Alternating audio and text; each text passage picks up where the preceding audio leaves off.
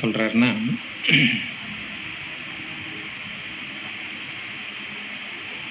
उड़ती कला का अनुभव करने के लिए दो बातों का बैलेंस। நம்ம பாபா கிடைச்சோன்னா, பாபா கிட்ட வந்திருக்கோம்னா நிறைய காரணங்கள் இருந்தாலும் முதல்ல நமக்கு கிடைக்கிறது என்ன? மன பாரம், மன சுமை என்ன ஆயிரும்? குறைஞ்சிருதா இல்லையா? கொஞ்சம் லேசாகுதா இல்லையா? அதுலேயே கம்ப்ளீட்டாக சரியாயிடுச்சுனாக்கா நீங்கள் பறக்கிற நிலைக்கு வந்துடுவீங்க. முதல்ல கொஞ்சம் கொஞ்சமாக மனபாரம் கொஞ்சம் கொஞ்சமாக குறைஞ்சிட்டே வரும். அப்புறம் நீங்கள் முயற்சி கரெக்டாக பண்ணிங்கன்னா, பேலன்ஸாக இருந்தீங்கன்னா, சமநிலையில் இருந்தீங்கன்னா என்ன ஆகும்? உங்களுக்கு பறவை மாதிரி ஆயிரும். மனசு எப்போதும் பறந்துகிட்டே இருக்கும். இப்போ சத்தியுகம் திரேதாயுகத்தில் தேவதைகள் அப்படி தான் இருந்தாங்க. அதனால் அவங்களுக்கு 24 மணி நேரமும் ஒரு குதூகலமாக பறக்கிற மாதிரி ஆனந்தமாக இருந்தால் எப்படி இருக்கும்? இங்கே எப்போயாவது யோகா பண்ணும்போது தான் வருது. எப்போதுமே 24 மணி நேரமும் இருந்தால் எப்படி இருக்கும்? பாபா அதுதான் உங்களுக்கு கிஃப்டாக கொடுத்துருக்காரு. அதுதான் உங்களுக்கு பரிசு. ஆனால் அதுக்கு என்ன வேணும்? பேலன்ஸ் வேணும், சமநிலை வேணும். சமநிலைனா என்ன? இப்போ நடக்கிறீங்க, 2 கால் இருக்குது, ஒரு கால் சரியா இல்லைன்னா தடுமாறி விழுந்துருவீங்கள. 2 கை இருக்குது, ஒரு கையில் தூக்குறீங்கன்னா பேலன்ஸ் மாறுங்களா? வாழ்க்கையே பேலன்ஸ் தான். சமமான பேலன்ஸில் இருக்கணும். இதில் ஸ்தூலமாக நீங்கள் பார்க்குற சக்தியை விட சூட்சமமான சக்திக்கு அதிக பவர் இருக்கு. இப்போ கண்ணுக்கு தெரிகிற பவர் உங்களுக்கு எப்படி தெரியுது? எவ்வளோ வெயிட்னாலும் தூங்கலாம், எவ்வளோ வேகமாக வேணாலும் நீங்கள் பேசலாம், எவ்வளோ வேகமாக வேணால் ஓடலாம். இதெல்லாம் இதுக்கெல்லாம் பவர் அதிகம்னு நம்ம நினைக்கிறோம். நல்ல சத்தாக சாப்பிட்டு நல்ல வலிமையாக இருக்கலான்னு நினைக்கிறோம். ஆனால் அது எல்லாமே கொஞ்சம்தான். ஆனால் காற்று ரொம்ப லேசாக இருக்கா? கரண்ட்டு கண்ணுக்கு தெரியுதா? ஒளி வெயிட் இருக்கா? ஒளிக்கு, வெளிச்சத்துக்கு ஒளி வெயிட் இருக்கா? ஆனால் இதுதான் வெயிட் அதிகம். உங்களுக்கு நீங்கள் இடையில உட்காந்திங்கன்னா, எடை மிஷினில் உட்காந்திங்கன்னா உங்கள் வெயிட் அதிகம். காற்று அதில் வச்சோம்னா காற்றுனுடைய வெயிட் கம்மி தான். ஆனால் அதுவே கஜா புயல் மாதிரி, சூறாவளி மாதிரி வரும்போது அதுக்கு பவர் என்ன ஆகுது? உங்கள் வெயிட்டை விட காற்று கம்மி தானே. அப்புறம் நீங்கள் உங்களையும் தூக்கிட்டு போகுது. ஏன் மரம் சாயுது? ஏன் வீடு சாயுது? உங்களோட பவர் கம்மி தானே. அப்போ ஒரு ரகசியம் என்னன்னா, சூட்சமமாக இருக்கக்கூடிய சக்திக்கு பவர் அதிகம். இப்போ பாபா எல்லாருமே நிறைய பேர் நினைப்பாங்க, பக்தர்கள்லாம், கடவுள் நேரடியாக பேசலாம்ல, இவ்வளோ அக்கிரமம் நடக்குது, இவ்வளோ அநியாயம் இருக்குது, இவ்வளோ பிரச்சனை நடக்குது, இவ்வளோ கஷ்டப்படுறேன், நேரில் கேட்கலாம்ல. ஆமாம், சொல்கிறாங்கல்ல. ஆனால் நான் கடவுளுக்கு வரக்கூடாது, பேசக்கூடாதுன்னா என்ன? அவர் அப்படியே நினைக்கிறாரு. என்னன்னா, ஸ்தூலமாக செய்கிறதுக்கு பவர் கம்மி தான். பேசுனீங்கன்னா, நேரில் வந்தீங்கன்னா பவர் கம்மி தான். ஆனால் சூட்சமமாக இருக்கிறதுக்கு பவர் அதிகம். அதனால தான் சூட்சமமாக நாம் கொடுக்குற அந்த வைப்ரேஷன் தான் எல்லாருக்கும் என்ன பண்ணும்? எல்லாருடைய துக்கத்தையும் போக்கும், எல்லாருடைய மனபாரத்தையும் போக்கும், எல்லாருடைய கஷ்டத்தையும் போக்கும், எல்லாருக்கும் அமைதி கொடுக்கும், எல்லாருக்கும் சக்தி கொடுக்கும். அதனால தான் உங்களை என்ன சொல்கிறாருன்னா, பாபா வெயிட்டாக அந்த வேலை செய்யுங்க, இந்த வேலை செய்யுங்கன்னு சொல்லலை. அமைதியாக என்னை நினைவு செய்யுங்க. சத்தமாக நீங்கள் மந்திரம் கூட சொல்ல வேணாம். சத்தம் பேச்சில் மந்திரம் கூட உங்களுக்கு வேணாம். என்ன வேணும்? மௌனமாக அமைதியாக என்னை நினச்சா போகுன்றது. அப்போ நீங்கள் பேசுகிறத விட மௌனத்துக்கு தான் என்ன இருக்குது? சக்தி அதிகம் இருக்குது. அதனால தான் பாபா என்ன சொல்கிறான்னா, உங்கள் மனசுக்குள்ளே பேலன்ஸ் இருக்கணும். இப்போ பக்தியில் வந்து பக்தர்கள் நீங்களே பார்ப்பீங்க. இப்போ உங்களை விட பக்தர்களுக்கு வந்து கடவுள் மேலே என்ன இருக்குது, ஈடுபாடு அதிகமாக இருக்கா இல்லையா? அவங்க செய்கிறத நீங்கள் செய்வீங்களா? அழகு குத்திட்டு வரீங்களா? அப்படியே தொங்குவீங்களா அந்த ராட்டினத்தில்? தீச்சட்டி தூக்குவீங்களா? தூக்குனீங்க முன்னாடி. இப்போ அந்த மாதிரி செய்கிறீங்களா? செய்ய முடியுமா? ஆனால் அப்போ அவங்களுக்கு கடவுளை தெரியாத போது எவ்வளவு மெய் வருத்தி என்ன பண்ணுறாங்க, வழிபாடு பண்ணுறாங்கல்ல. ஆனால் இப்போ உங்களை வந்து பாபா என்ன ஆக்கியிருக்காரு, அதை விட உங்களுக்கு பவர் அதிகம். அவங்க அவ்வளோ நேர்த்திக்கடன் பண்ணுறாங்கல்ல, பரிகாரம் பண்ணுறாங்களா, அதை விட உங்களுக்கு பவர் அதிகம்னு ஏன் சொல்கிறாரு? நீங்கள் உட்காந்து யோகா பண்ணிட்டு போயிடுறீங்க.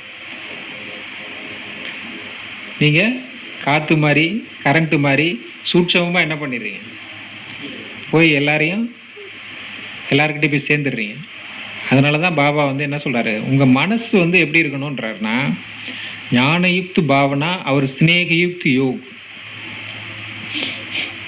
கடவுள்கிட்ட நீங்கள் ரொம்ப நெருக்கமாக அவர் பக்கத்திலேயே எப்போதுமே அவரோட இருக்கணும்னா ரெண்டு விஷயம்தான் வேணும். 2 விஷயம்தான் உங்களுக்கு வேணும். என்ன? நீங்கள் நெருங்கி போகிறீங்களே, அப்போ உங்களுக்கு எதை வச்சு கிட்ட போகிறீங்க? அதான் நினைவுலையும் எப்படி போகிறோம்? சும்மா நினச்சிட்டு போக முடியுமா கிட்ட?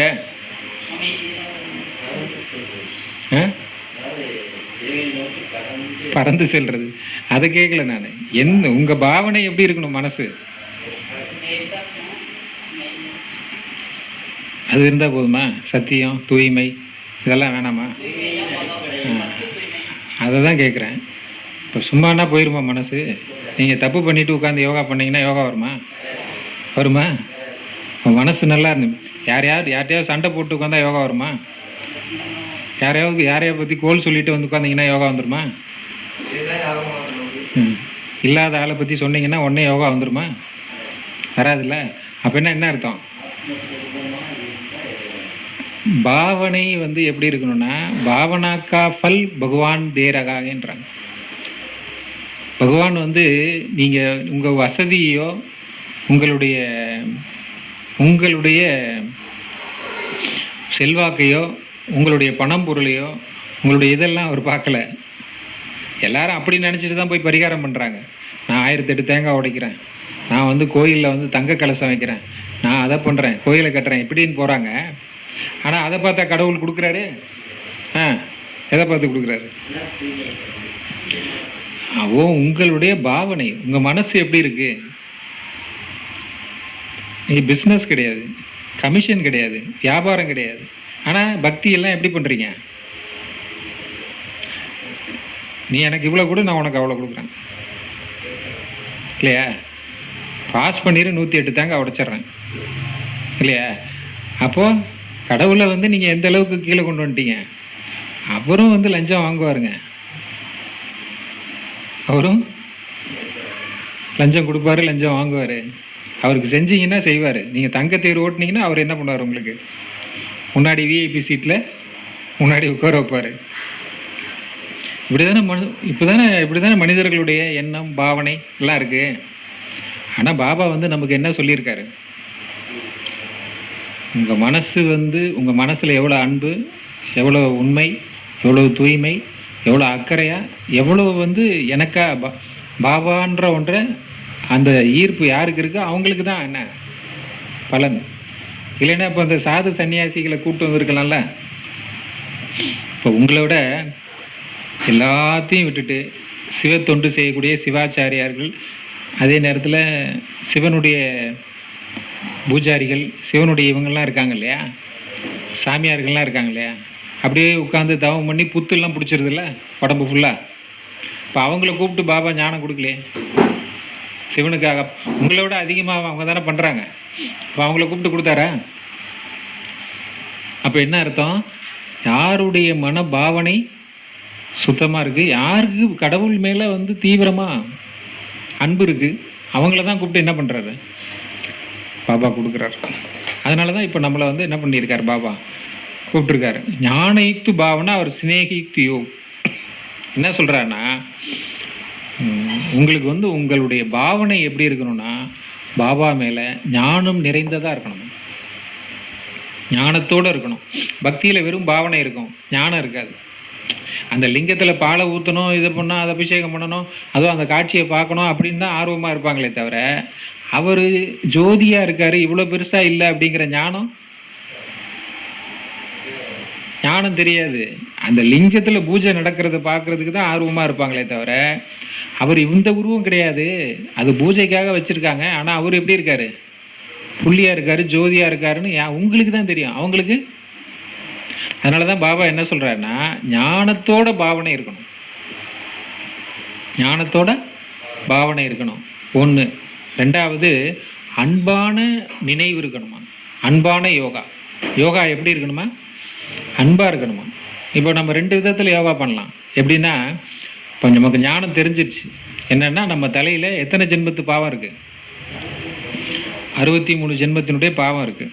இதை நம்ம தெரிஞ்சுக்கிட்டதுனால நான் என்ன பண்ணோன்னா, வந்து சரி பாவத்தை அழிச்சா தானே நம்ம தண்டனை கிடைக்காது, பாவம் போனால் தானே நம்ம மேலே வீட்டுக்கு போக முடியும், நான் அதுக்காக யோகா பண்ணுறது. எதுக்காக? பாவத்தை அழிக்கிறதுக்காக யோகா பண்ணுறது. பாபா மேலே அன்பெல்லாம் இல்லை, பாவத்தை அழிக்கணுங்கிறதுக்காக யோகா பண்ணால் அது அன்பான யோகா இல்லை. இவங்களை எங்கள் வீட்டில் இருக்கிறாங்க, இவங்க ஞானத்துக்கு வந்தால் எனக்கு நிம்மதி, எனக்கு பிரச்சனை இல்லை, அதனால் இவங்க ஞானத்துக்கு எப்படியாவது இழுத்துட்டு வந்துடணும் அப்படின்னா அது சுயநலம், அது உங்கள் காரியத்துக்கான யோகா. உலகத்தில் எங்கே இருந்தாலும் எங்கே இருக்கிறவங்களும் பாபா குழந்தையாகணும், பாபா அவங்களுக்காக தான் வந்திருக்காரு, எல்லாரும் பாபா குழந்தை, எல்லாரும் வரணும். யாரை திடீர்னு பார்த்தா கூட நான் பாபாவை பற்றி சொல்லி நீங்கள் பாபா வீட்டுக்கு வாங்கன்னு சொல்லணும் அப்படின்னா அந்த பாவனை வந்து நன்மை, உலகத்துக்கே நன்மை செய்யக்கூடிய பாவனை. இப்படி பாவனை என்னாகும், வித்தியாசமாயிட்டே இருக்கும். அதனால பாபா என்ன சொல்கிறாருன்னா, நீங்கள் யோகா பண்ணும்போது பாபாவுக்காக யோகா பண்ணீங்கன்னா, பாபா 5000 வருஷம் கழித்து வந்திருக்கிறாருங்கிற ஃபீலிங்கோட யோகா பண்ணான். அவர் அன்பே சிவம்னு நம்ம தான் பக்தியில் பூஜை பண்ணோம், அந்த அன்பு கடலே வந்திருக்காரு அப்படின்னு நினச்சி நீங்கள் யோகா பண்ணீங்கன்னா, பாபா என்னுடையவர், பாபாவை தவிர எனக்கு யாருமே இல்லை அப்படிங்கிற அன்பால யோகா பண்ணீங்கன்னு வச்சுக்கோங்க, அப்போ நீங்கள் லேசாவீங்க, அப்புறம் நீங்கள் பறக்கிற நிலைக்கு வருவீங்க. அப்போ 2 வேணுங்கிறார், ஒன்று ஞானம், இன்னொன்று யோகா. ஞானத்தில் வந்து பாவனை இருக்கணும், யோகாவில் வந்து அன்பு இருக்கணும். புரியுதா உங்களுக்கு? இதுதான் இன்னைக்கு வாணியோட முக்கிய பாயிண்ட்டே என்ன, பறக்கணும், ஆத்மா பறக்கிற நிலைக்கு போகணும், அதுக்கு ஞானம் இருக்கணும், ஆனால் ஞானத்தோட பாவனை இருக்கணும், யோகா இருக்கணும், யோகாவோட அன்பு இருக்கணும். இது 2ம் சமமாக இருந்துச்சுன்னா, ஞானமும் இருந்தது யோகாவும் இருந்துச்சுன்னா தான் நீங்கள் பறக்க ஆரம்பிப்பீங்க. நிறைய பாபா குழந்தைங்களுக்கு ஞானம் இருக்கும், ஆனால் உட்காந்து யோகா பண்ண மாட்டாங்க. சில பேருக்கு யோகா பண்ணிகிட்டே இருப்பாங்க, ஞானத்தில் கவனம் கொடுக்க மாட்டாங்க. பாணி கேட்கணும், கிளாஸ்க்கு வரணும், பாபா கிட்ட பாபாவை பார்க்கணும் அப்படின்லாம் அவங்களுக்கு வந்து இருக்காது. அப்போ அதனால் என்ன ஆகும்னாக்க, பறக்கிற நிலையை, பறக்கிற அனுபவம் லேசாக இருக்கிறது, அப்படியே மனசு வந்து லேசாக ஆகிறதெல்லாம் அவங்களுக்கு தெரியாது. ஆஜ் பாப்தாதா अपने स्नेही भावना मूर्ति आत्माओं और ஞான ஸ்வரூப் யோகி ஆத்மாவும் को देख रहे. இன்று பாப்தாதா உங்களை என்ன சொல்கிறார் பாருங்க, அன்பான பாவனை நிறைந்த மூர்த்தியாக இருக்கக்கூடிய ஆத்மாக்களுக்கு, ஞான ஸ்வரூப யோகி ஆத்மாக்களை நான் பார்க்குறேன். அவர் எப்படி உங்களை பார்க்குறாருன்னா, நீங்கள் பாவனையோடு இருக்கீங்க, நீங்கள் அன்பாக இருக்கீங்க, ஞான ஸ்வரூபமாக இருக்கீங்க, யோகியாக இருக்கீங்க. அப்படிப்பட்ட குழந்தைகளை நான் இப்போ முன்னாடி பார்த்துட்ருக்கேன். கடவுள் இந்த வார்த்தையை சொன்னாவே நீங்கள் அப்படி ஆயிடுவீங்க. இதனுடைய அழகே என்னென்னா, பாபாவுடைய வாணியினுடைய அழகே என்னென்னா, ரகசியமே என்னென்னா, அவர் உங்களை பார்த்து சொல்லும் போதே நீங்கள் இப்படி ஆயிடுவீங்க. ஏன்னா அவருடைய வாக்கு என்ன ஆகும், பலிக்கும். மனிதர்களுடைய வாக்கே பலிக்கும் போது கடவுளுடைய வாக்கு என்ன ஆகும், பொய்க்குமா? அப்போ உங்களை அப்போ பாபா நம்மகிட்ட என்ன சொல்கிறாருன்னா, நீங்கள் உங்களை நினச்சி மட்டும் பாருங்கன்றார். என்ன பண்ணணும், அவர் சொன்னதை நினச்சி பாருங்க. நீங்கள் ஒன்றும் உங்களுக்கு வேலையே கிடையாது. வெட்டி முறிக்கிற வேலை எதுவுமே கொடுக்கல. என்ன சொல்கிறாரு, உங்களை வந்து ஞானி ஆத்மா அப்படின்னா நீங்கள் உடனே பாபா வந்து என்னை ஞானி ஆத்மான்னு சொல்லிட்டாரு. ஆஹா, நான் ஞானி ஆத்மா ஆயிட்டேன். இதை தான் நீங்கள் அடிக்கடி நினைக்கணும், வேற ஒன்றும் இல்லை. அடிக்கடி நினச்சா போதும். அடுத்து யோகி ஆத்மா அப்படின்னு சொல்லிட்டாருன்னா பாபா வந்து என்னை யோகி ஆத்மான்னு சொல்லிட்டாரு. இதை நினச்சிக்க, இவ்வளவுதான் வேலை. இது அப்படியே நீங்கள் நினச்சி நினச்சி நினச்சி நினச்சி கடைசியில் நீங்கள் அதே மாதிரி என்ன ஆயிடுவீங்க, ஞானியாகவும் ஆயிடுவீங்க, யோகியாகவும் ஆயிடுவீங்க. ஏன்னா நீங்கள் நினைக்கிறது தான் நடக்கும்.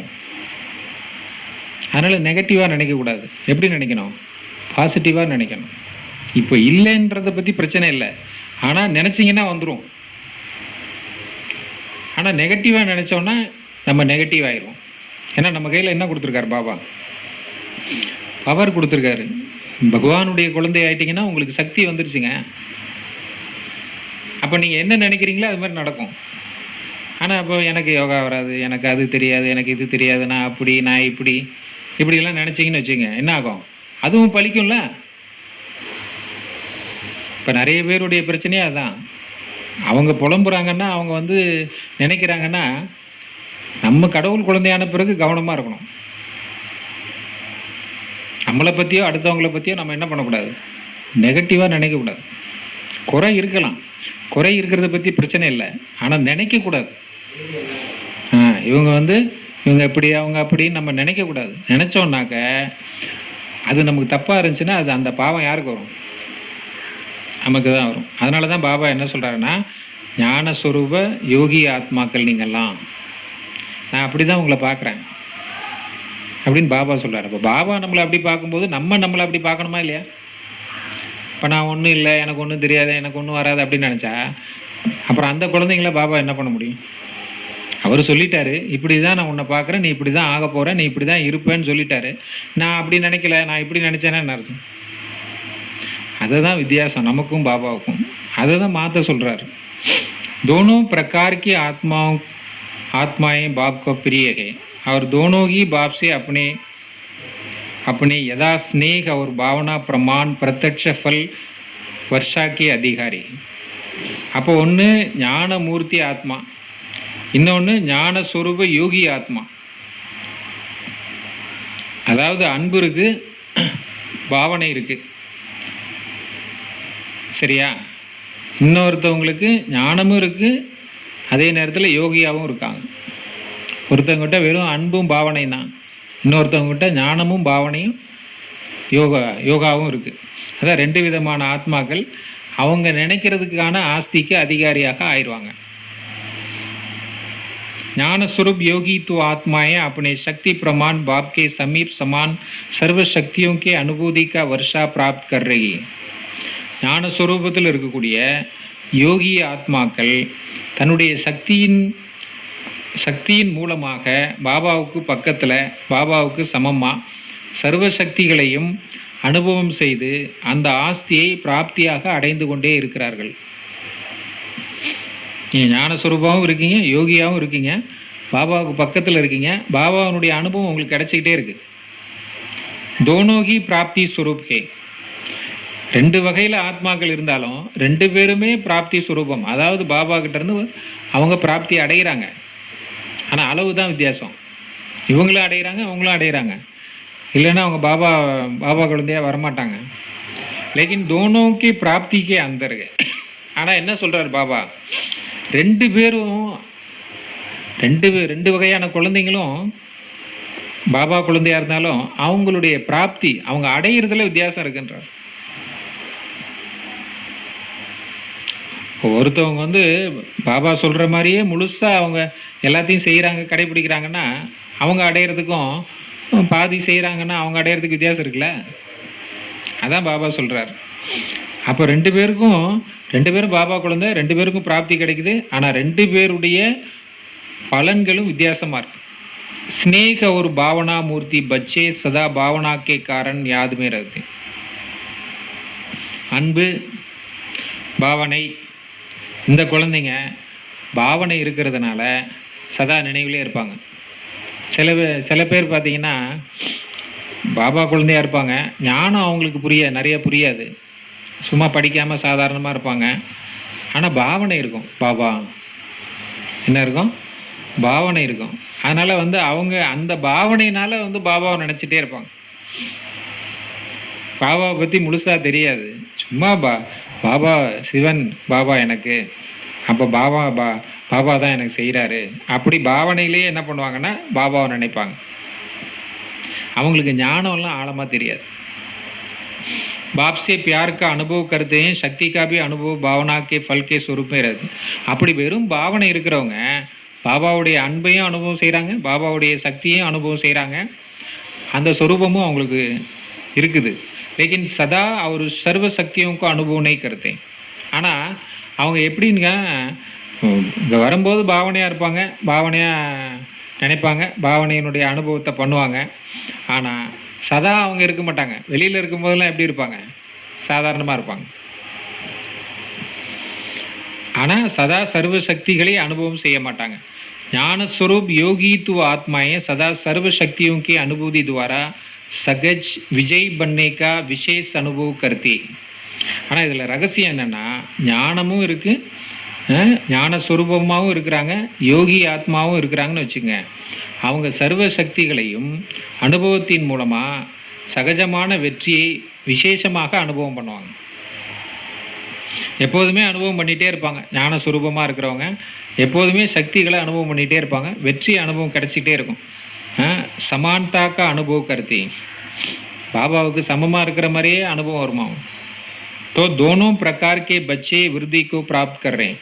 ஆனால் ரெண்டு வகையான குழந்தைகளும் என்ன ஆகிட்டே இருக்காங்க? நல்லா வளர்ந்துக்கிட்டே தான் இருக்காங்க. சதா அச்சல் அடல் ஸ்திதி கா அனுபவ் யோகித்துவ ஆத்மாயே ஹீ கருத்தே.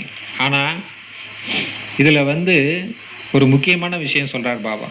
என்னென்னா, இந்த எந்த தடையோ பிரச்சனையோ குழப்பமோ நமக்கு வந்துச்சுன்னா அதில் ஆடாமல் அசையாமல் அனுபவம் பண்ணுறவங்க யாருன்னா, யோகியாக இருக்கக்கூடிய ஞானியான ஆத்மாக்களுக்கு தான் அந்த அனுபவம். வெறும் பாவனையிலே இருக்காங்கல்ல, அவங்களுக்கு தடை வந்துச்சுன்னா புலம்ப ஆரம்பிச்சிடுவாங்க. ஐயோ இப்படி இருக்கு அப்படி இருக்கு, ஐயோ பாபா என்ன பண்ணுறது அப்படிம்பாங்க. அவங்க நல்ல அனுபவம் பண்ணுவாங்க பாபாவை. ஆனால் ஏதோ ஒரு பிரச்சனை வந்துச்சுன்னு வச்சுக்கோங்க, என்ன ஆயிடுவாங்க? மனசுக்குள்ளேயே புலம்ப ஆரம்பிச்சிடுவாங்க.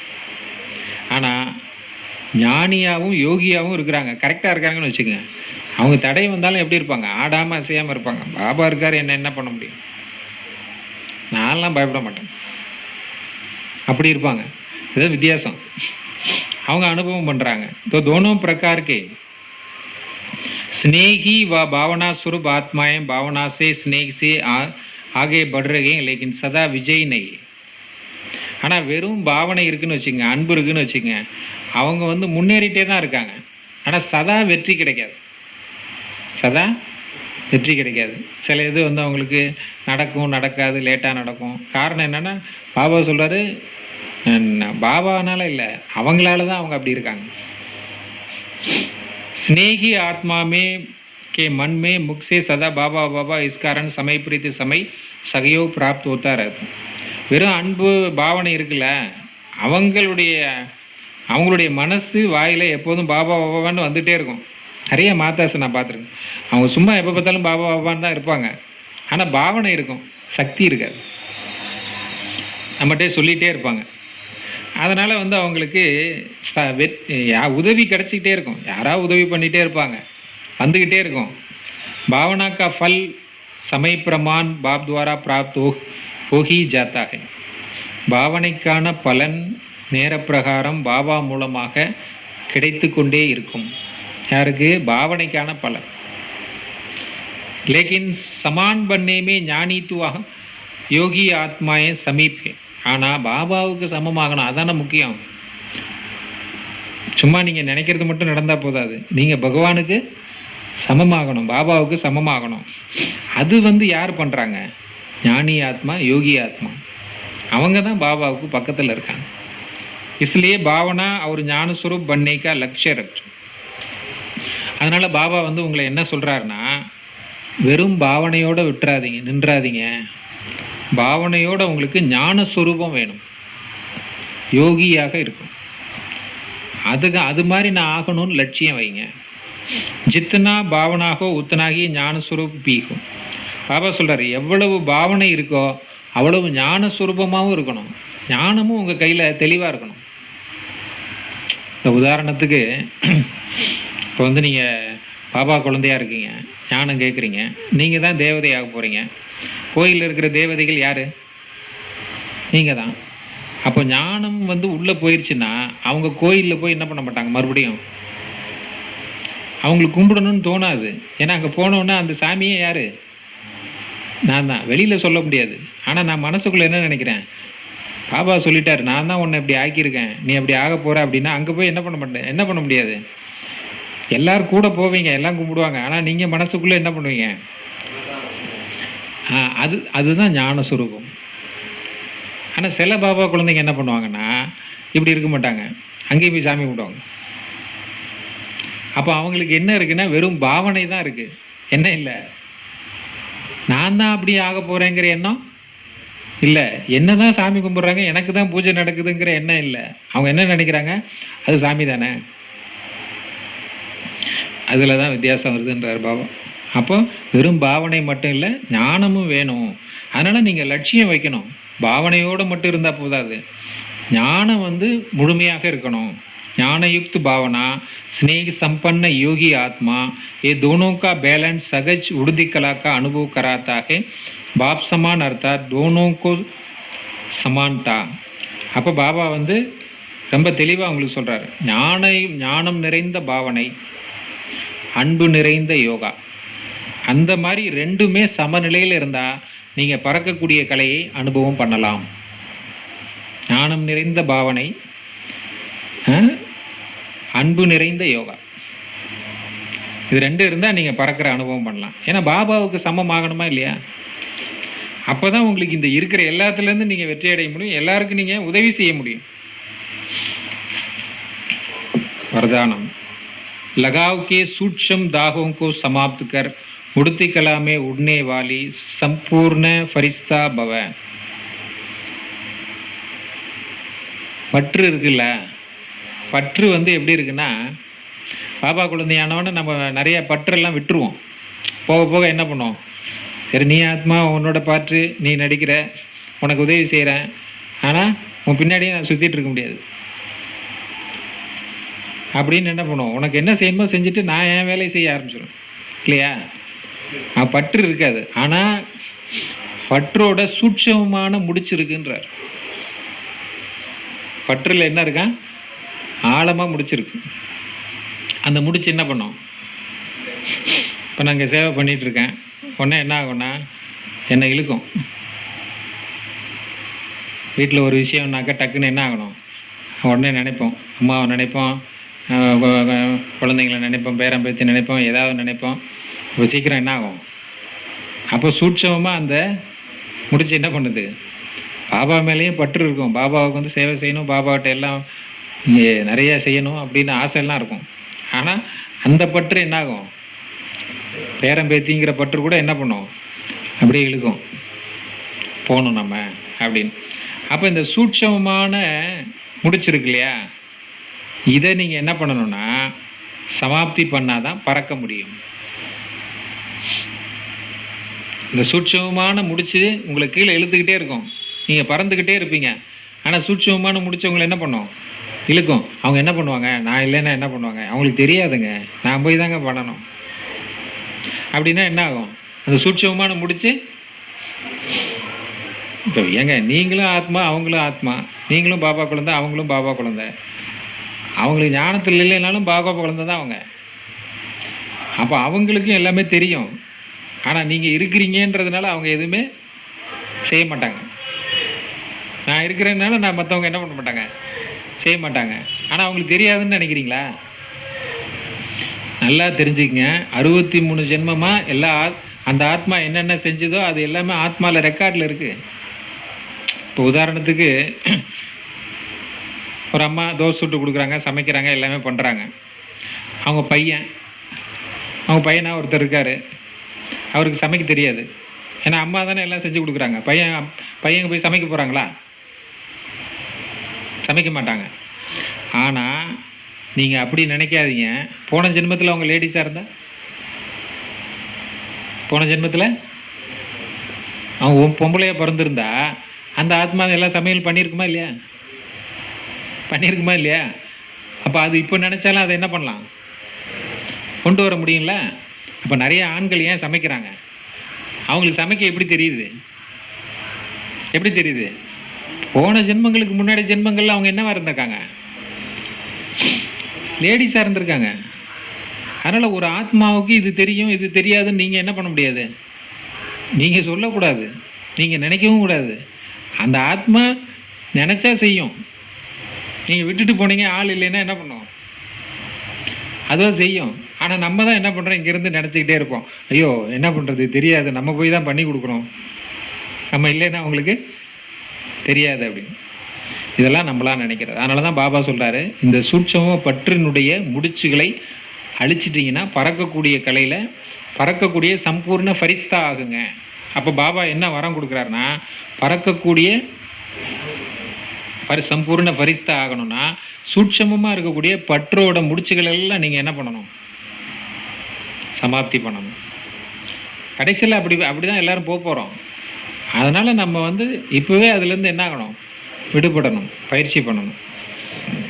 ஸ்லோகன் மன்சா துவாரா சக்தியோங்கா और कर्म द्वारा गुणों का दान देना ही மகாதானி பண்ணணும்.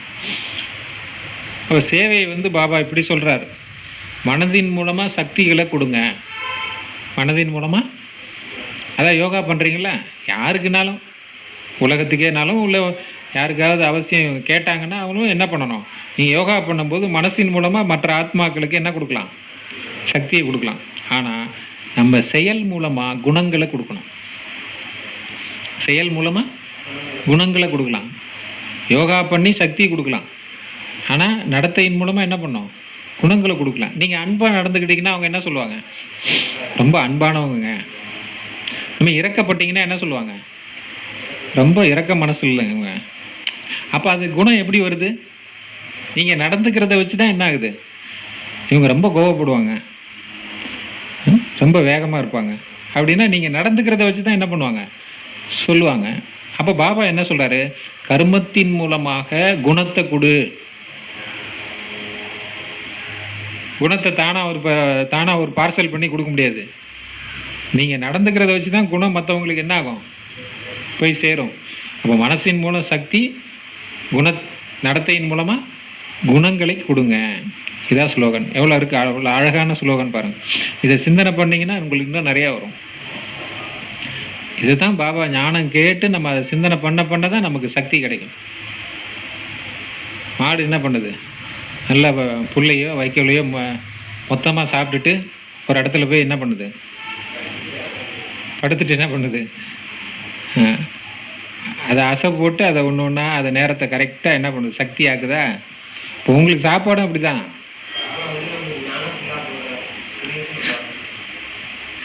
ஞான புல்லை சாப்பிட்றவன் ஃபுல்லாக சாப்பிட்ணும், சாப்பிட்டு அப்புறம் அதை போய் சிந்தனை பண்ணணும். வீட்டில் நீங்கள் கேட்ட வாணியை எங்கேயோட விட்டுறது. அங்கே போய் இன்றைக்கி என்ன சொன்னார், நல்லா சொன்னார், நல்லா இருந்துச்சு, ஆனால் என்ன தான் சொன்னார், என்ன பாயிண்ட்டு?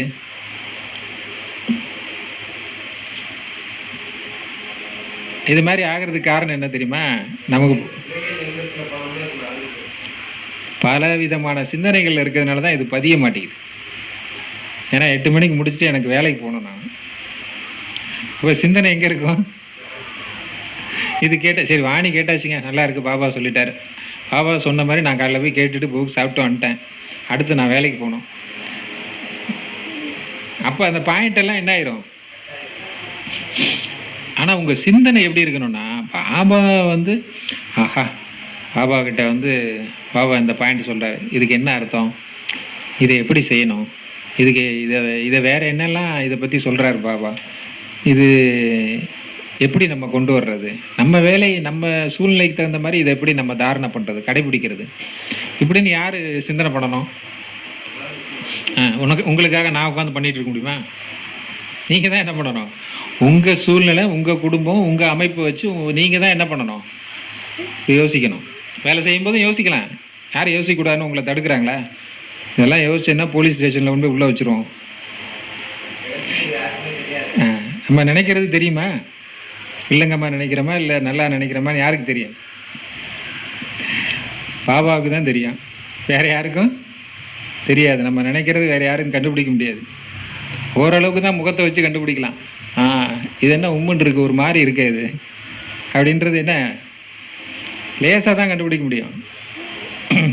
அதனால் பாபா வந்து என்ன சொல்கிறாரு, நம்ம பாபா சொல்கிறத சிந்தனை பண்ணணும். அதுதான் ஞானத்தோட முக்கியம். அப்போ தான் ஞான சுரூபமாக முடியும்.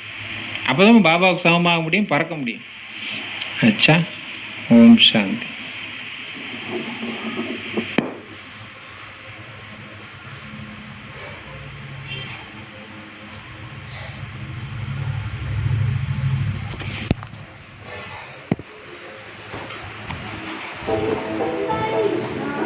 கட் பண்ணிருங்க.